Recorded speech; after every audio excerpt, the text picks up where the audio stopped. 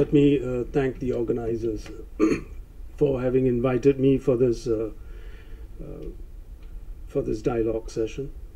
I think it's a particularly pertinent issue for Malaysia at this point, as it chairs, as it is ASEAN chair this year. And aside from being the ASEAN chair, Malaysia has had a long-standing interest in its own economic development and in taking advantage, riding on the growth and development that is happening around the region. It has, as you all probably know, very good economic relations with China. But beyond that,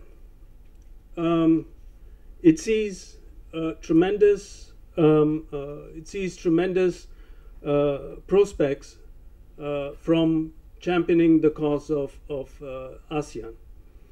And ASEAN itself has been rising. The numbers show this very clearly. GDP has risen tremendously since 1990. I won't go into the numbers. So has GDP per capita. Total trade has also increased tremendously. FDI inflows have been nothing short of remarkable, from about 12.8 US billion in 1990 to 110 US billion in 2012. And the poverty rates have also come down tremendously.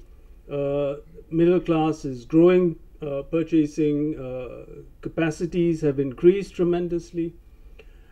And in this, against this background, it makes tremendous sense to talk of a community, an ASEAN community, and also ASEAN centrality.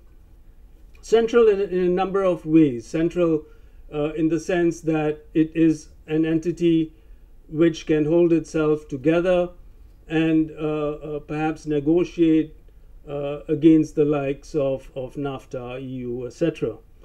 Central also in the sense that it has a huge population, it offers a huge market, and in that sense it can be a huge basin of attraction for FDI and trade.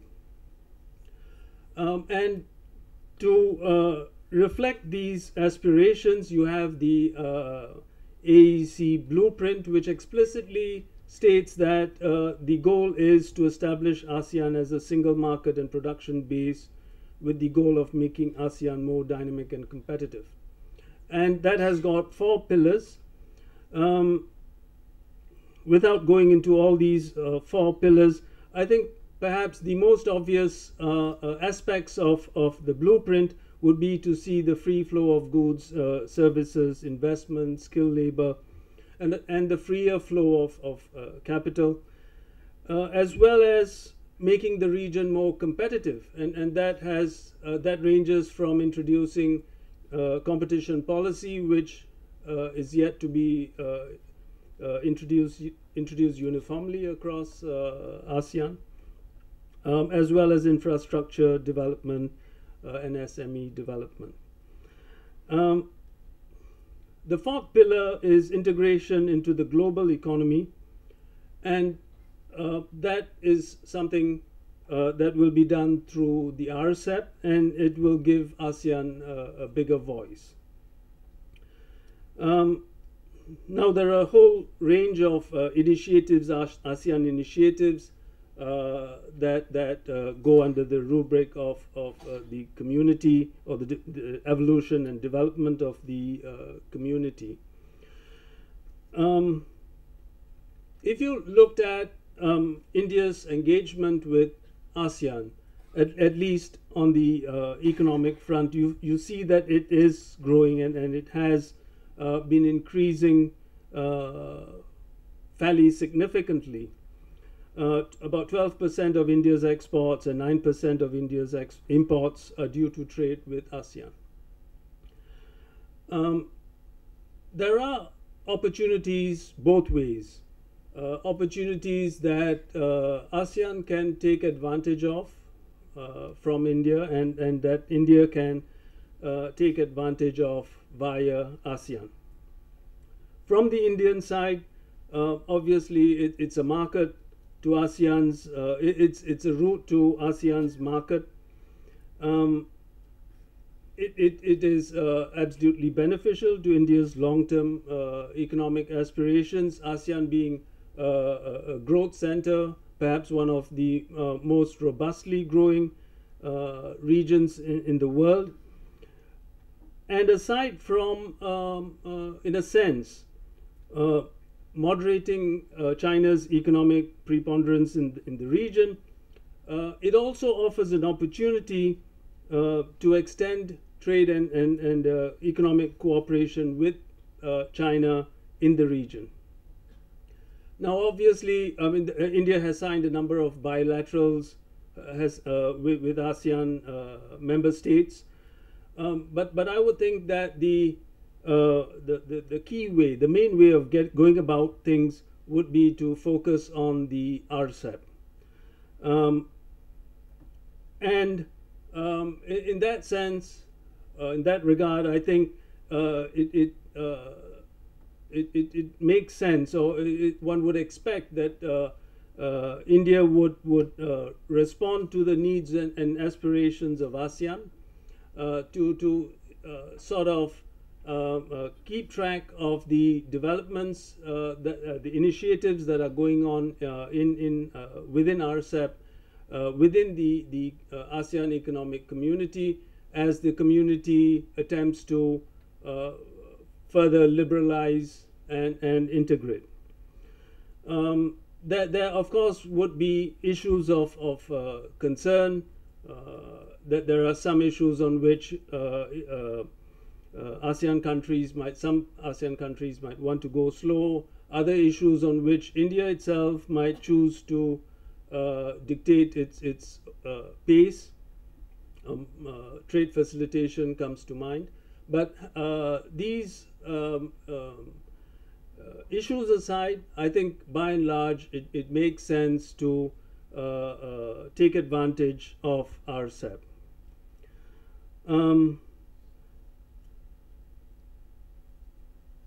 Some of the ASEAN countries are more trade and investment oriented than others. Thailand, Malaysia, Singapore, for instance, are very export driven, and export promotion is a very important part of the agenda. Malaysia, for instance, is very keen on export promotion, and perhaps in more recent times this has been felt acutely, perhaps more acutely this year following the drop in oil prices than perhaps 2 years ago.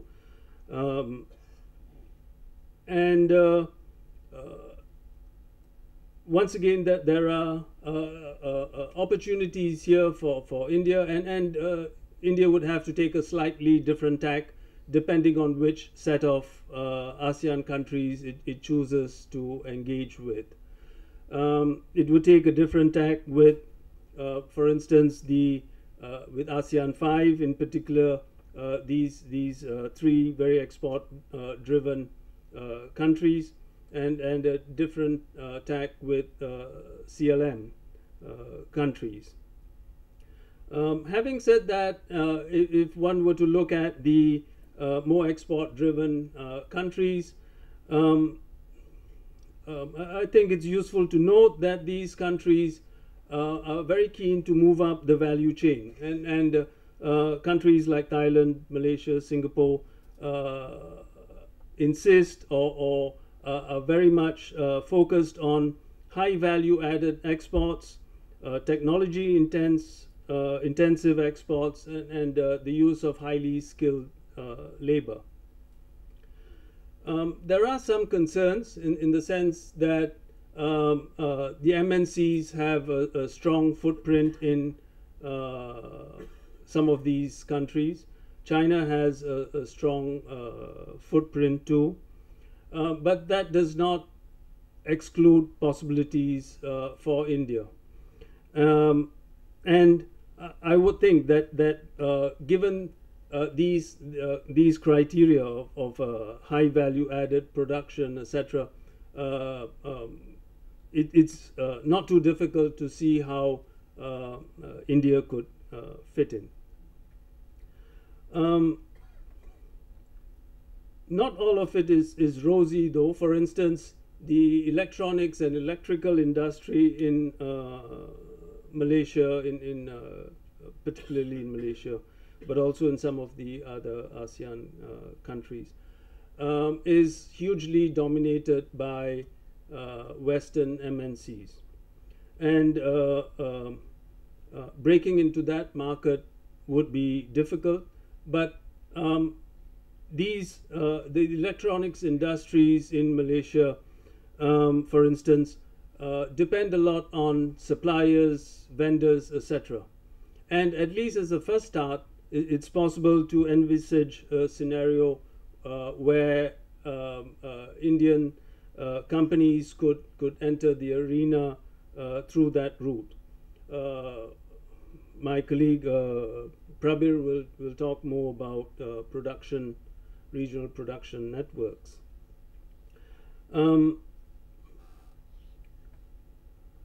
Some of the areas in which there is a lot of trade and in which trade could be enhanced would include things like where India has some competitiveness, like manufacturing chemicals, steel products, palm oil based products, and of course pharmaceuticals.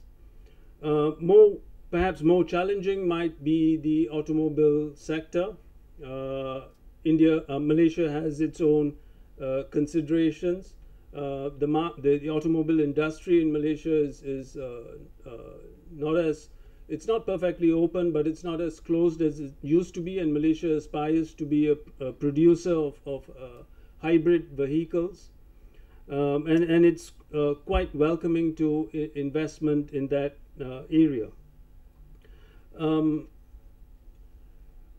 There are, of course, investment opportunities, and some of these have already been explored, but there's obviously room for a lot more to be done in areas such as infrastructure, ports, shippings, airports, power, roads and highways, which has been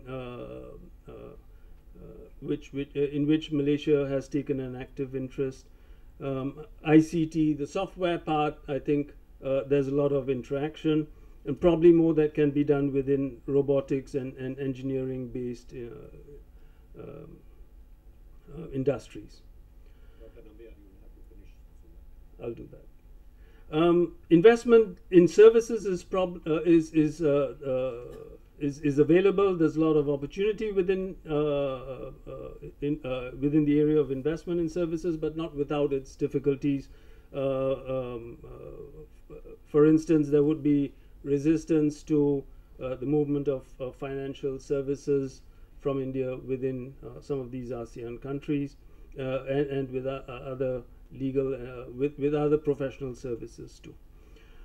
Having said that, obviously there are these difficulties, but nonetheless, I think it's very important for India to constantly and to upgrade the kind of dialogue it has with ASEAN member states on joint investment promotion activities, consultations with investment agencies in ASEAN member states, working with them, perhaps sharing national scorecards on progress in investment liberalization and facilitation. To quickly conclude, I think India and ASEAN have the century ahead of them, and there's a great deal of opportunity for regional production networks to take advantage of the scale and specialization. And in any case, India has a lot of catching up to do, and it should attempt to recover some of the lag, which perhaps it would be able to do, and although it might not be able to compete as intensely as China has, there is definitely a lot more scope for India's engagement with ASEAN.